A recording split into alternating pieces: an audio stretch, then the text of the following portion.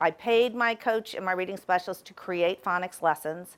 We built it off of a progression, I believe, from Wiley Blevins originally, and then we just went with it. So then things started coming out from the division. We were so excited, and so then my coach and my reading specialist took letters, and that kind of blew everything out of the water. Like, all the knowledge that they needed to support our teachers to move forward was there in that course. So things have evolved since then, but as principal, you always have to provide teachers support, professional learning, in order to be able to feel efficacy in the work that they're doing.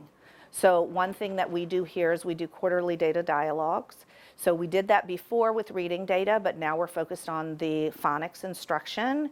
And so it's one-on-one time with the coach and or the reading specialist to look at their individual student data, and then to problem solve with kids who don't seem to be making progress, to talk about what you're noticing about kids, and then to make a plan to move forward. And we use multiple pieces of data to track progress with kids. So we use iReady as a screener to help us know, are kids making progress at all? But we're also using multiple assessments to really pinpoint where is the problem and what do we need to go after that problem. In addition to that, the data dialogues and the individual coaching, we also do job embedded professional development in CTs to make sure that teachers understand what they're teaching, what is the progression of that, what questions do you have, because nobody's ever done this before, and it's okay to make a mistake, right?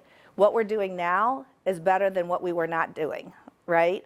So we also allow teachers to use material sitting in front of them for doing the small group lessons, because that is a guide for them and it helps build their confidence in what they're teaching to children.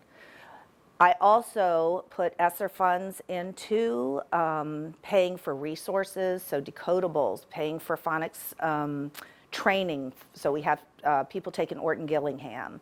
I have money in the budget to take letters training if anybody is interested, in addition to the job embedded professional development that we do here. So our Word Talk in 5th grade now, that period of the time is split between phonics lessons a few days a week, as well as some actual true word talks, like games like Two Truths and a Lie, Mystery Word, some of those things. Then we have our phonics lesson, then we have our focus lesson, and then we have our work time and our small groups. And so small groups have shifted. Instead of everyone getting this guided reading, instead now our students who need that intense intervention with their phonics, we're doing that for them. Students who are ready to receive guided reading are receiving comprehension-based small group time. And then our independent tasks support both the word work, phonics lessons, phonemic awareness, as well as the comprehension-based things. Yeah.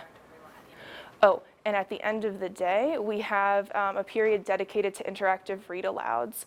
And so because of our schedule, our interactive read-aloud in 5th grade is split towards the end of the day rather than part of the literacy block.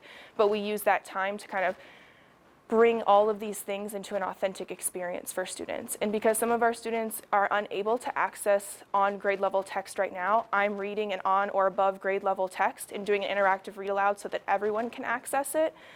Stories that are rich and intense and emotional, things that they may not be able to access independently.